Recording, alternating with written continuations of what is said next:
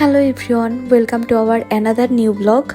অনেক দিন পরে আমি আমার চ্যানেলে একটা ব্লগ শেয়ার করছি। প্রায় এক সপ্তাহ হয়ে গেছে আমি কোনো ধরনের ব্লগ শেয়ার করিনি। আর আজকের ব্লগটা হচ্ছে খুলনার মিষ্টি পাকা আম নিয়ে। আমাদের খুলনায় আমার শ্বশুরবাড়িতে 3 থেকে 4টাই আম গাছ আছে, আর সবগুলোতেই কিন্তু মিষ্টি পাকা আম হয়। আর আজকে আরেকটা দুঃখের সংবাদ আপনাদের সাথে শেয়ার করব, সেটা হচ্ছে আপনারা যারা অনেক দিন ধরে আমার ব্লগগুলো দেখেন তারা সবাই জানেন খুলনাতে হচ্ছে আমার মা আর আমার দিদিমা একসাথে থাকে, আমার শাশুড়ি মা আর আমার দিদিমা। তো আমার দিদিমা হচ্ছে গত 13 মে সকালবেলা আমাদের সবাইকে ছেড়ে দিদিমা ঈশ্বরের ডাকে চলে গেছেন। তো সবাই আমার দিদিমার জন্য প্রার্থনা করবেন, ঈশ্বর যেন তার সব ভুল ক্ষমা করে দিয়ে তাকে স্বর্গে স্থান দেয় এবং তার কাছে শান্তিতে রাখে।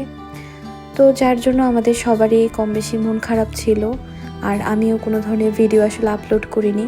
তো ভাবলাম যেহেতু আপনারা রেগুলার আমার ব্লগগুলো দেখেন, আর খুলনায় গেলে কখনোই আমি দিদিমাকে দেখাতে পারবো না, তো যার জন্য ভাবলাম আপনাদের সাথে এই ভিডিওর মাধ্যমে শেয়ার করি। আমার দিদিমাও কিন্তু এই গাছের আম খেতে খুবই ভালোবাসতেন।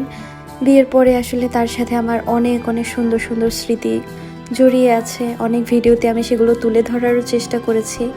আমাদের সাথে সে একসাথে নেপাল ঘুরেছে, এছাড়া আমি তাকে আমাদের বরিশালের বাড়িতেও নিয়ে গিয়েছিলাম। তো সেই সব সুন্দর স্মৃতি আমি আর কখনোই আসলে আপনাদের সাথে শেয়ার করতে পারবো না, যার জন্য আজকে মনটা খুবই খারাপ।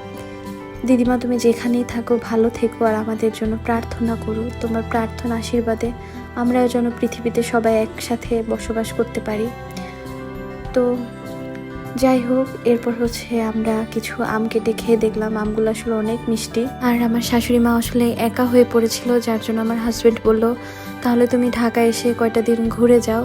আর আমার হাজব্যান্ড হচ্ছে অফিসের কাজে আবার নেপালে গিয়েছে, আমিও এদিকে একা। তো যার জন্য মার আসা আসলে হুটহাট করে মা এসেছে, মার আসার কোনো প্ল্যানই ছিল না।